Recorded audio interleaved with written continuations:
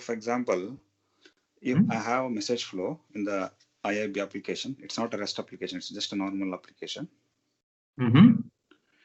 It will have HTTP input node. All right. So with the base path, say for example, some test/v1/ business. Some URL with the version number in it. So if you have correct. 2 message flows, you will have V1 and V2 in there. Yeah. So for example, if there is a request that we need to change the base path to V2, okay. So that means that API version has got improved from version 1 to version 2. So in that scenario, there might be changes with the request parameter coming to that flow. Okay. So in this scenario, do we need to create a new application with the message flow with the new base path having a new version V2? And no, it's not be creating a new application. Okay. You should change the URL base path. That is, in case of a REST API, not IBM. REST API. It's just explaining, taking REST API as an example. In case of a REST API, when you look at IBM's documentation or knowledge base, they would suggest that you put the version number in the base path. In case of HTTP, you can follow the same. As you said, you are following that naming convention of putting V1 and V2 in the URL. So that's fine. What you have to do is, when you work on version 2 and you modify your code and you commit your code, do this in the same project. Why? Because when you work on version 2, you are deprecating version 1. You will no longer work on version 1 code, isn't it? Correct. But thing is, you are going to change the message flow name, or you are not going to change anything? No, I'm not going to change the message flow name. Okay, you're just changing the base URL in the existing input node. Correct. Since all the changes that I do are properly versioned in code repository, I do not have to create a new project. I do not have to copy and paste the existing project and change a few names. I don't have to change the message flow name. I don't have to do these things. I just have to put the version number in the URL. After this, the next question would be, do you want both the old and the new HTTP service to be available within the execution? Correct. That should be available. So if you deploy this project with the same name into execution group, what would happen? The old one would get overwritten, isn't it? Correct. So what you have to do in that case is, there is a versioning concept that you can follow within the bar file.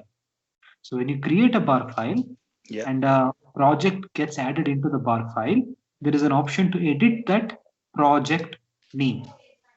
Project name in the bar file, right? In the bar file and not in the source code. Yeah, correct. Okay, so you create a bar file, you add the project into the bar file, you compile the project, and once compiled, you will get an option to edit the project name. You can put whatever name you want in it. For example, if the old project was project A dash version 1, then in the new bar file that you create, you can put the project name as project A dash version 2 or project B dash 123. You can put whatever you want. Yeah. So that means source code will not get changed. The name will not change in source code. Only the bar file content application will change to V2. I've already created a video for this, and in the email I've sent you a link. Yes. So do you see the snapshot that I sent? Yes, I saw that. Look at the deployed projects in the execution group. Yes. The question is, you would see test API and test API dash version 2. So both are available together. So, okay. So what happens when you deploy? So the application will be, both application will be running, right? In the execution group. Correct. So old application A, and if you want to edit, for example, if you want to bug fix in future, how do you do that? Any changes that you do will be on the new version, isn't it? Once you are creating a new version of a project, that would undergo freeze, a code freeze. You will not create any changes in the old version, that is version 1. You will only make changes into the new version, and you will only make bug fixes into the new version, which has the new fields and new requirements that you have developed. Everything will go into the new version. Correct. Correct. That means, for example, application A got modified for version 2. Implementation got modified in message flow. Okay. In that scenario, we did not change anything names. We just modified the URL in the code, and we committed the code. But we still maintain the application number A, and we modified only in bar. But our toolkit still referring the same application name, right? Correct. So when you want to make fixes, you can edit you only have one project in your code repository. Always only one, there not be duplicate, right? Of that to make it. Code repository will always have one project. It will always have one name, and you will make your bug fixes in that. When you want to deploy, then you will have to take a check whether you want to deploy which version. The version number you will set in the bar file during deployment phase. Okay, so that means, for example, we after a bug fix, now it goes V3, right? Why do you want V3? Why do you want 3 versions in the execution group?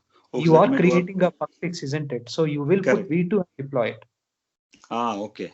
So that means we'll be having version 1 and version 2 with the bug fix.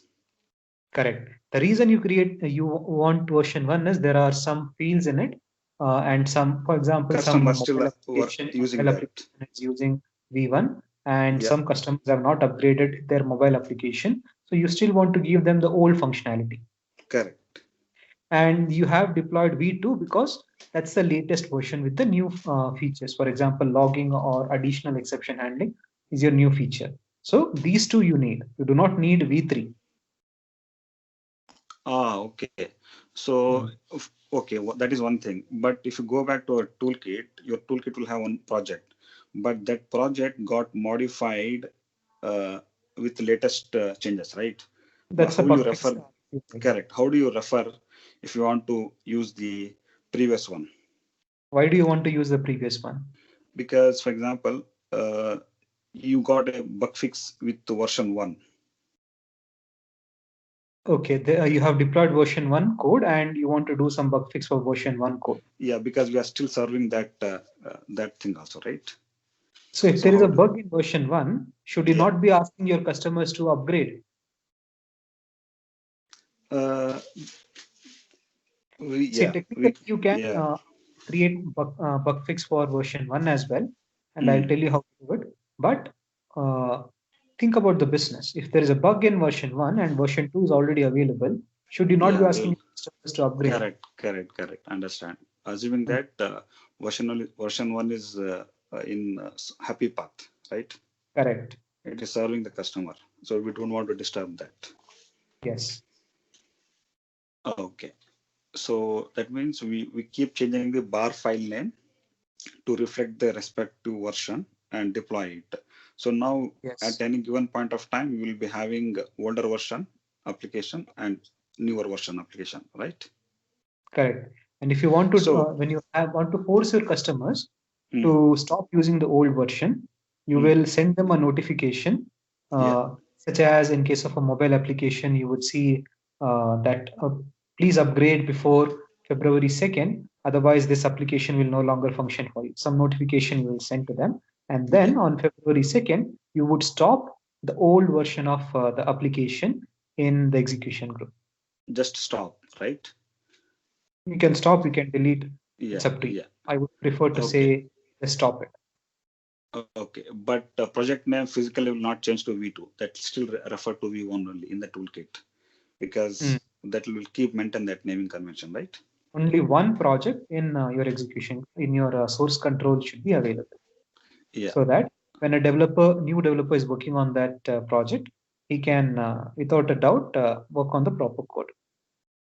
Yeah. So one question, in your video, you mentioned, for example, application underscore v1. Why did you do that? No need to give v1, right? Where did I mention that? If At what stage, what timestamp are you referring? Not in that video. Probably in other videos, you given some v1 underscore to applications. Yeah. Why did Some you of use that? videos have created projects with the version number in the project code itself. Yeah, so that but is also one way of creating your code. You ask me a question like you want to do bug fixes in version 1 of one code, and you want to do bug fixes in version 2 code.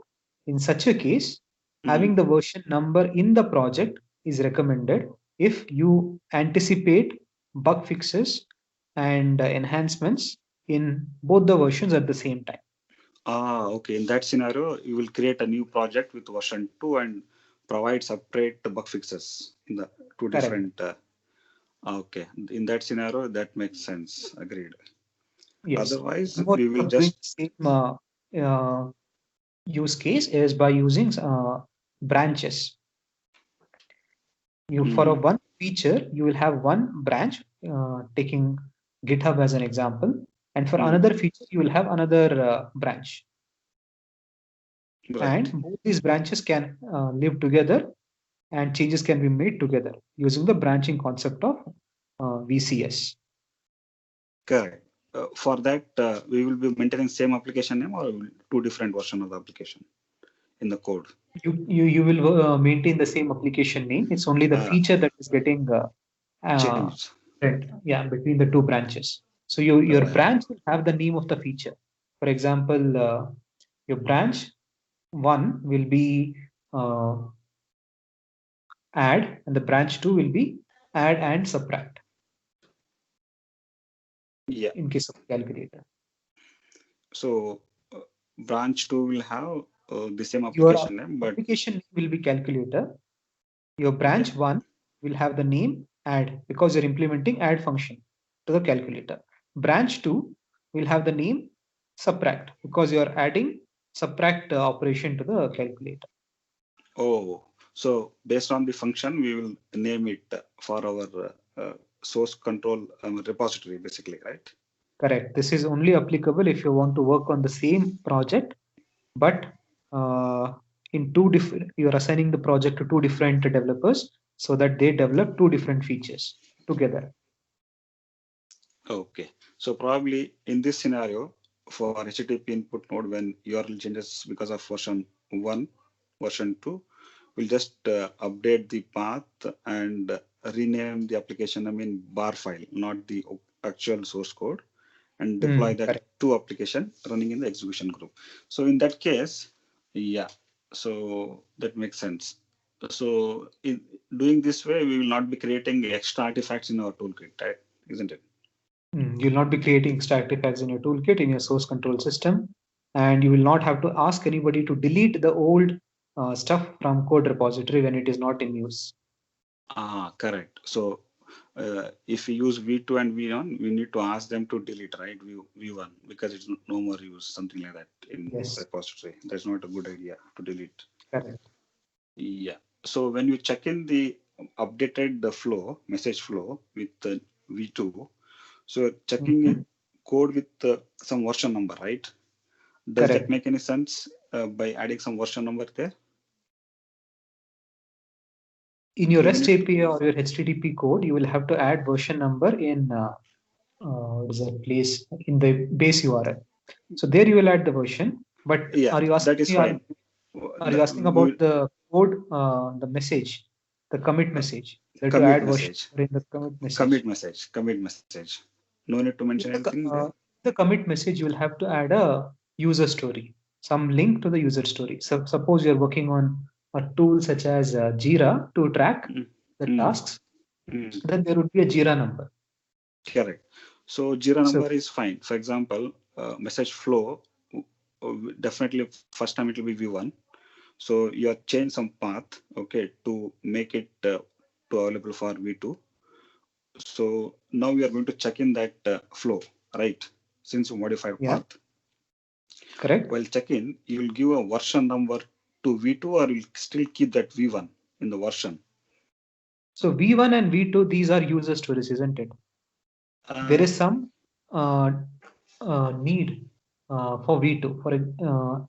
For subtract is the V2 user story. You want to implement subtract operation for the calculator, and somebody has created a HPQC ticket, or they have created a Jira ticket or something else. So there is some indicator with description of what that V2 represents.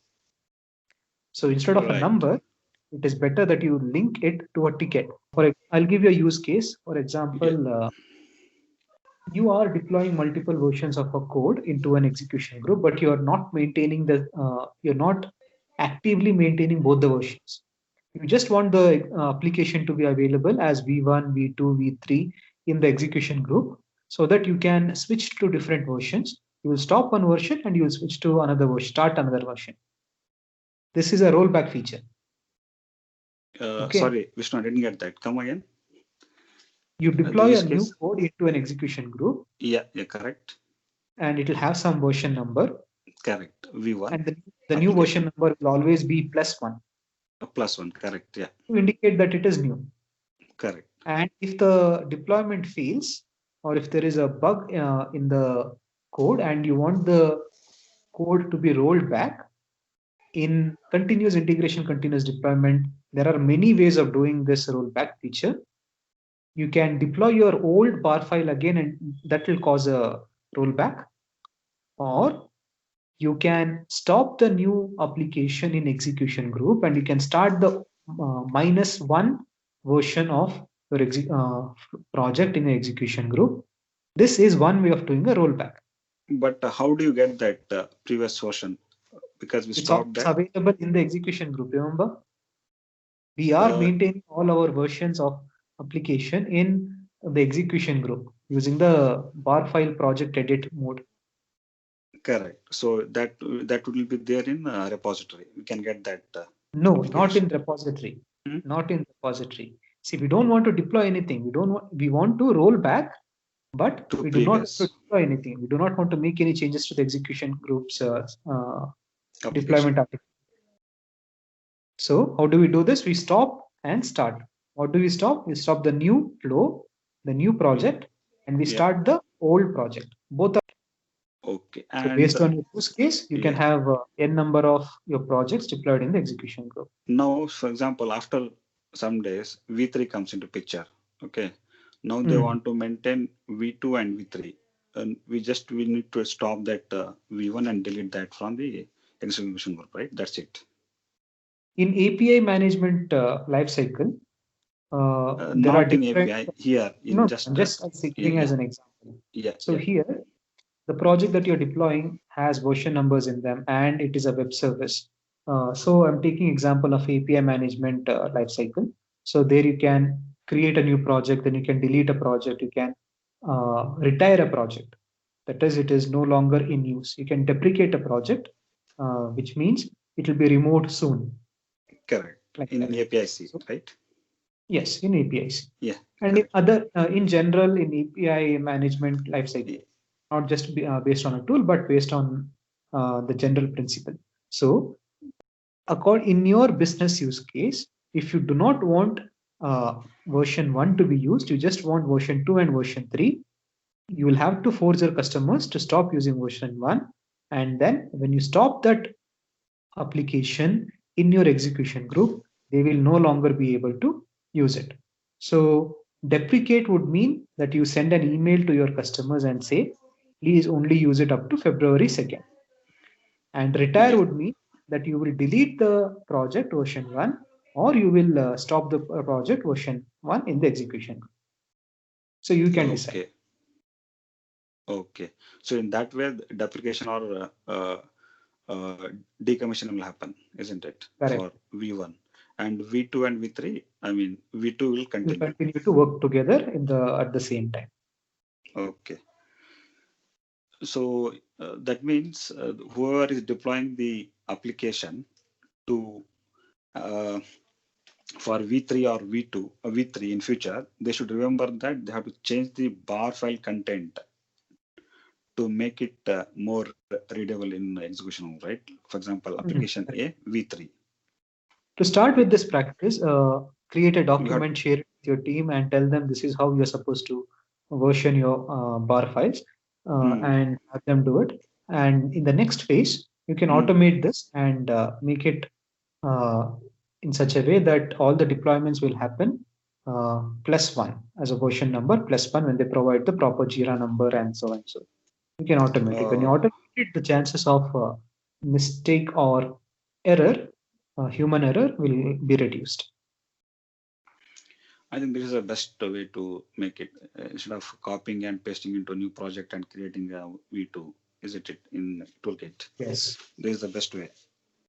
And what happens?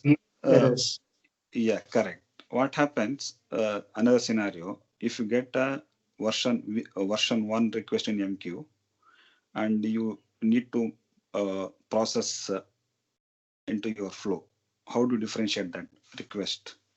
Version 1, version 2. I did not understand. Repeat that, please. For example, you have a queue, you have message flow, which is reading the queue like MQ input.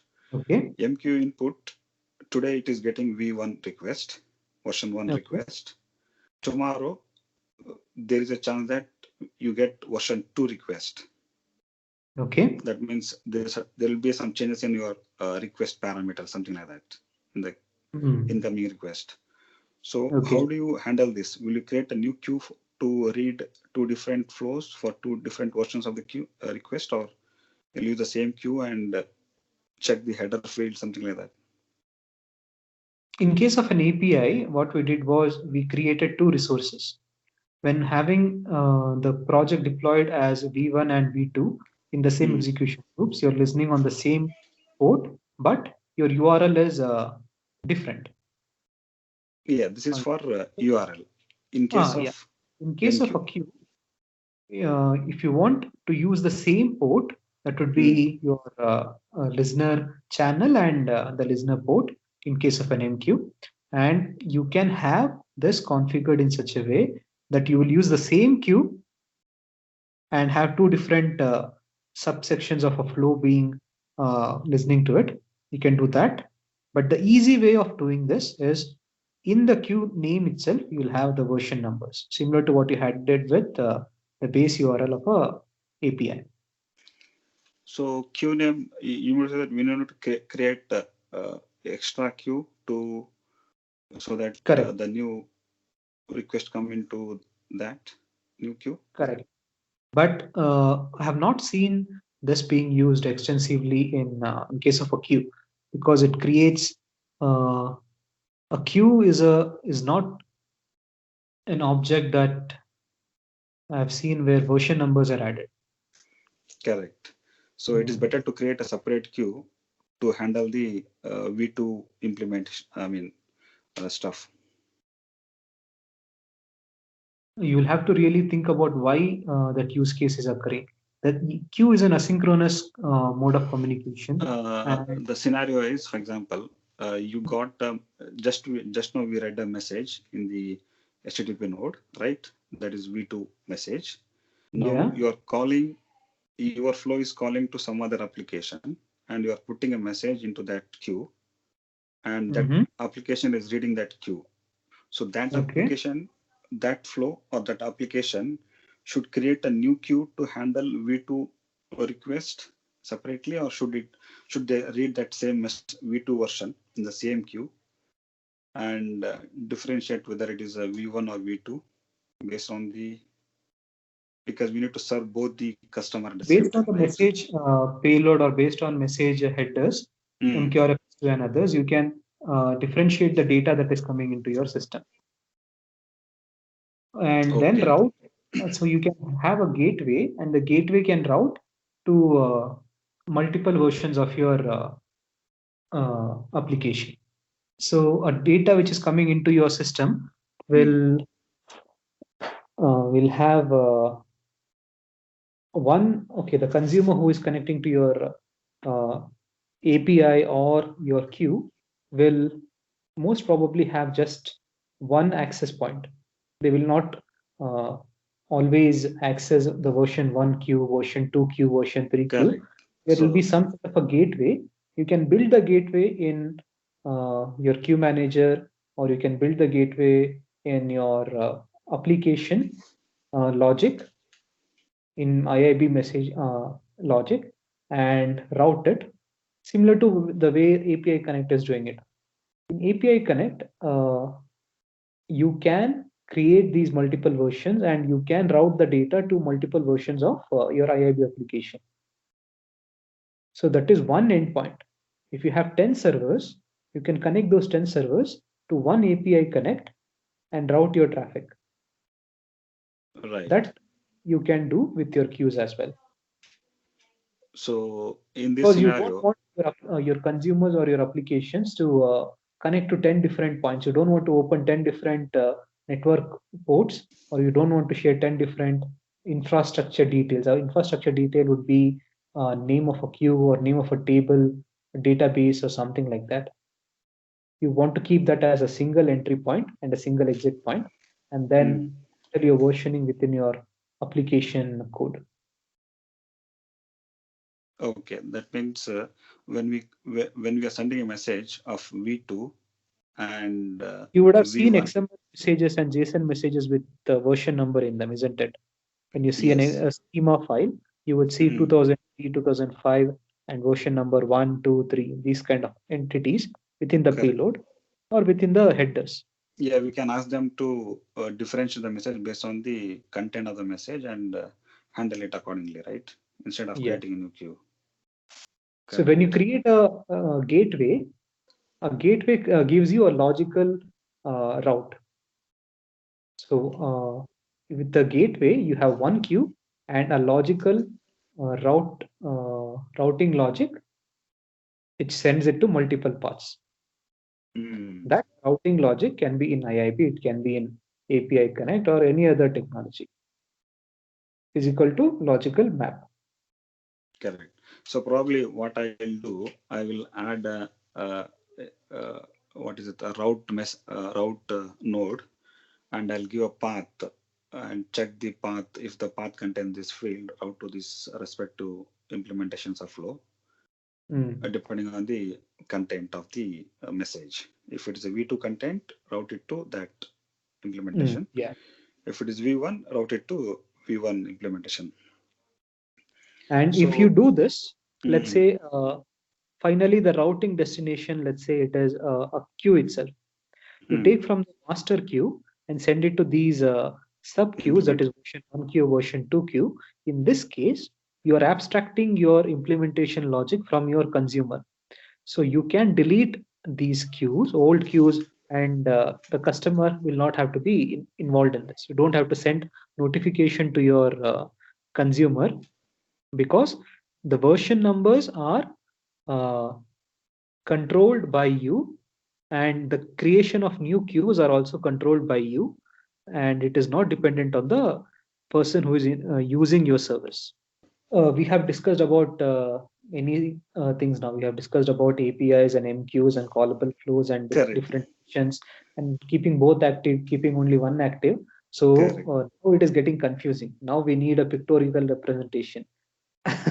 What is V5? So what is V6? To be specific, only for HTTP node, first scenario, when we need to change to V2 or V3, we need to change just the path and provide the implementation accordingly, and change the application name in bar file, right? And promote that application to execution group, which will contain older version application V1 and latest application name V2, which is just a V2 in EG, not in toolkit, basically, right?